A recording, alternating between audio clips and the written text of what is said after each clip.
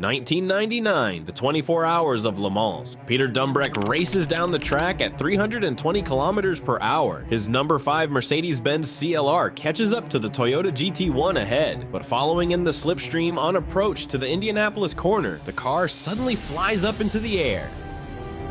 Slipstream of the Toyota, and the car just takes off. That looks horrifically like a replay of what happened to Mark Webber, who I hasten to add, but that's a big impact. The Mechanix, a dreadful sense of responsibility and concern, and we are now on board the Chrysler Viper.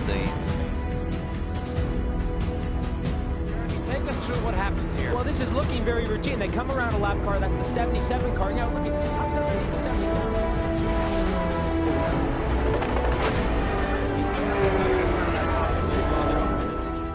The footage you're currently seeing is the only one capturing the famous flights of racing prototypes from Mercedes and Porsche. Automakers really dislike recalling these episodes. Mercedes in particular preferred to erase from its history the car with the designation CLR. After all, it was due to a design mistake that the Silver Arrows had to withdraw from the 1999 24 Hours of Le Mans marathon during the race itself, leading them to eventually exit prototype racing altogether. It all actually started out great after the crisis of the early 1990s, which was associated with the closure of the World Sports Car Championship. A new series was created for privateers using Grand Tourer-based sports cars, the BPR Global GT Series. Its calendar included races not only in Europe, but also in Japan and China. Among the cars fielded by teams were the iconic Ferrari F40 and McLaren F1. But as the championship's popularity grew, its concept of races for privateers began to decline. In 1995, the series expanded to 12 rounds, attracting increased manufacturer interest. Porsche was the first to join the championship with the 911 GT1. This car blatantly defied the spirit of the rules, as only its headlights were related to the production 911. The rules stipulated that a racing car must be based on a production sports car. However, no one thought to include a line specifying that the sports car must already exist, so Porsche quickly built a road version of the GT1 after debuting the racing car. The road version, as you might guess, was only meant to showcase it to the championship organizers. Thinking, is that even legal? Mercedes pulled off a similar trick with the magnificent CLK GTR. It was powered by a gigantic 600 horsepower V12 engine with a displacement of 6.9 liters. Later, 26 equally magnificent road versions were produced for homologation purposes.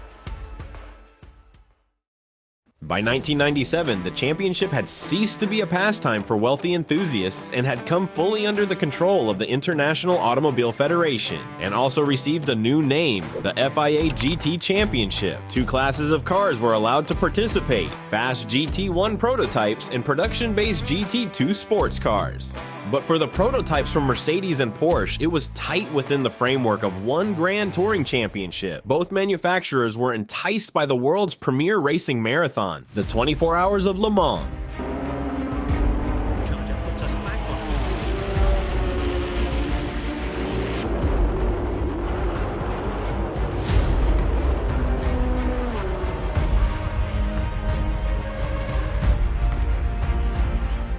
And although Le Mans was not part of any championship, victory in it was valued above all. In 1998, Mercedes dominated its rivals in the FIA GT Championship, winning all 10 races, but the 24 Hours of Le Mans was won by Porsche. Both of these events had significant consequences. Disturbed by Mercedes' domination and the declining interest of participants in the championship, the FIA banned GT one-class prototypes. The organizers of Le Mans followed suit. But to avoid alienating supercar manufacturers, a new class of closed cockpit prototypes, LMGTP, was established at Le Mans instead. Contrary to all trends, these were supposed to become even lighter, faster, and didn't even require building a road-going version for homologation.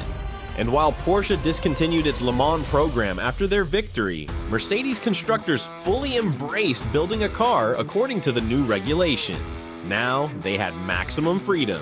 The new Mercedes CLR received an even more aggressive design. The swift, beautiful machine resembled a jet aircraft in some ways. It became lower and longer than its predecessor, with a noticeably shorter wheelbase, all for the sake of increasing the downforce generated by the underbody. The downside of this concept was the longest front and rear overhangs in its class. Later on, this design feature would play a crucial role in the fate of the CLR.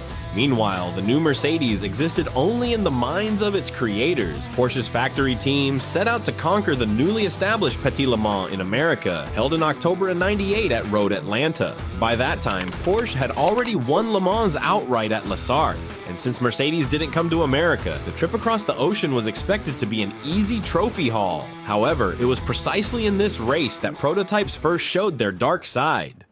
The confidently leading Porsche of Yannick Dalmas was about to lap the open-top prototype of the US racing team. However, instead of moving left or right, it unexpectedly took off into the air.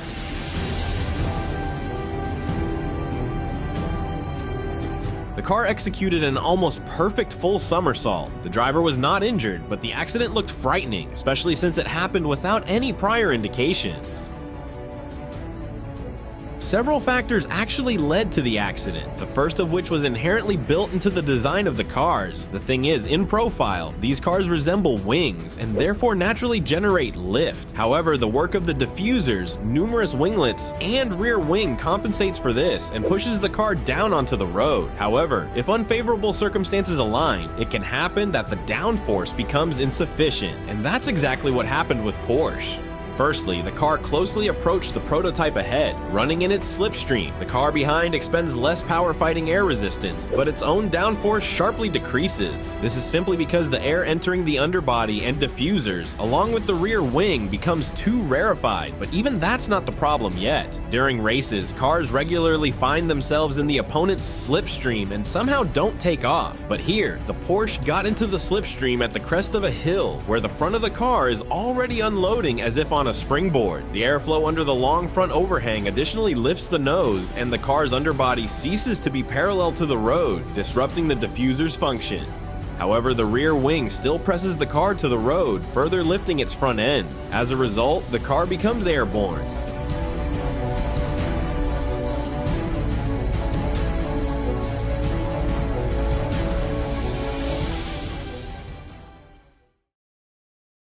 I don't know if the Mercedes engineers studied the recording of their main competitor's accident, but they definitely should have done so when designing the CLR. Long overhangs weren't the only problem with the new Mercedes. Some experts also suggested that another fatal flaw was the overly soft rear suspension. In this way, the engineers wanted to kill two birds with one stone. They slightly tilted the body forward to increase downforce in corners and make it adhere to the ground on long straights, reducing frontal drag. However, as a result of this decision, the car swayed on the track like a lowrider. Its nose bounced and hit the ground with each acceleration or braking. This quality was further exacerbated on uneven surfaces.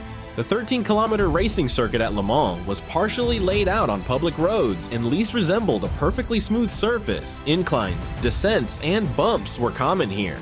Pre-qualifying, which Mercedes attended here in May 1999, became the team's first test of the car in race conditions after 1,000 test kilometers in California. Although the cars succeeded in passing pre-qualifying, Mark Webber's CLR suffered a setback when a suspension linkage was torn from the front of the monocoque. It's unlikely that this had anything to do with what happened later. However, what definitely needs attention is the gap of the silver arrows behind their main competitors, the Toyota GT1 prototypes.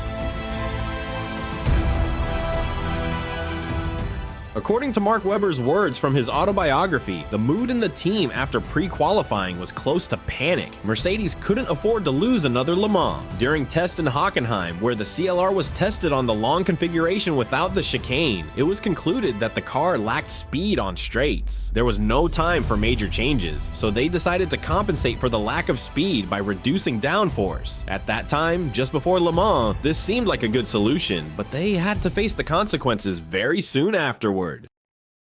During Thursday night qualifying, Webber, driving his number 4 CLR, was following in the slipstream of Audi at speeds approaching 300 kilometers per hour when it suddenly lifted its nose and took flight. It somersaulted backwards, impacting on its right side before landing on its wheels and skidding into a safety barrier. Mark escaped unharmed and managed to get out of the car before being taken to the hospital. Unfortunately, the first flight was not captured by photo or video cameras, and neither the team nor anyone else witnessed it, so they didn't believe Mark's version, despite the available telemetry. No, that couldn't happen. The car couldn't possibly flip end over end, was their response. Well, Mercedes will soon have to make many surprising discoveries. During Saturday morning pre-race warm-up, Webber, whom the medics had finally cleared to race, was getting ready to roll out in the freshly repaired car. He was still determined to win this Le Mans. At a speed of 280 kilometers per hour, Mark approached a small hill before the Mulsanne corner. Ahead of him was the Viper, entered by Team Oreca. Mark reached out to close the ventilation window from inside the cockpit, but at the crest of the hill, the front of the car became unnervingly light again. In the windshield, he saw the sky, then the ground. For Mark, all of this happened just half a lap after the first flight.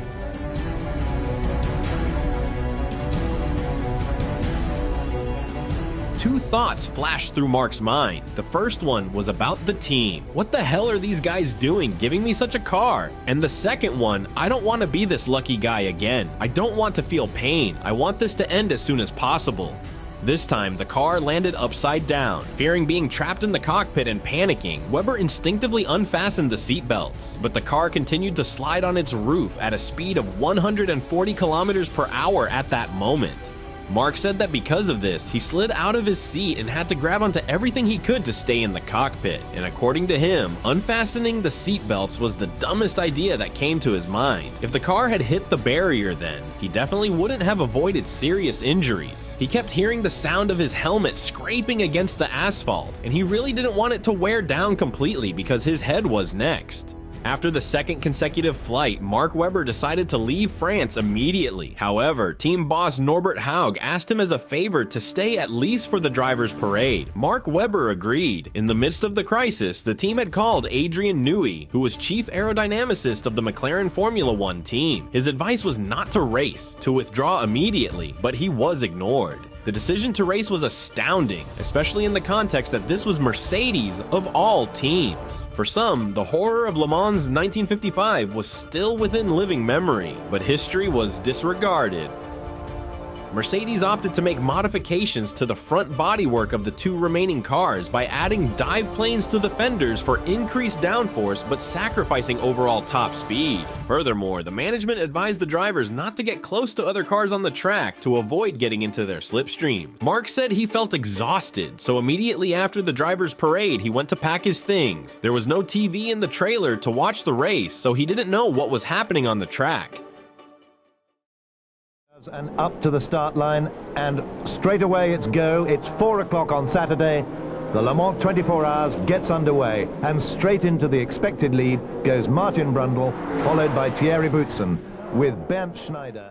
But suddenly the phone rang in the trailer. On lap 75 of the race, approaching the Indianapolis turn, another Mercedes took flight. Behind the wheel was the Scottish driver Peter Dumbreck.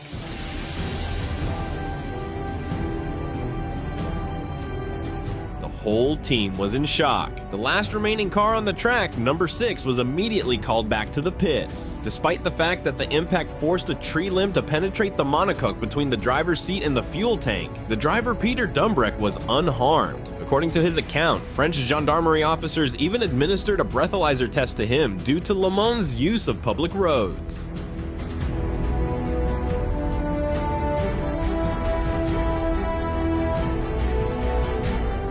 The team and race organizers did not face any punishment for putting intentionally dangerous cars on the track. Perhaps the fact that despite the horrifying nature of these accidents, no one was seriously injured played a role. However, these incidents still led to some changes in the marathon regulations. After the Mercedes accidents, race organizers changed the technical requirements for prototypes, reducing the minimum overhang dimensions, and in 2000, the LMGTP class disappeared from Le Mans altogether. A year after these changes, the track itself underwent modifications. The height of the hill at the end of the Mulsanne straight, where Mark Webber's Mercedes took flight, was decreased by 8 meters. but Mercedes was no longer at Le Mans. After rolling the last remaining number 6 prototype into the garage, the company withdrew from endurance racing, perhaps for good.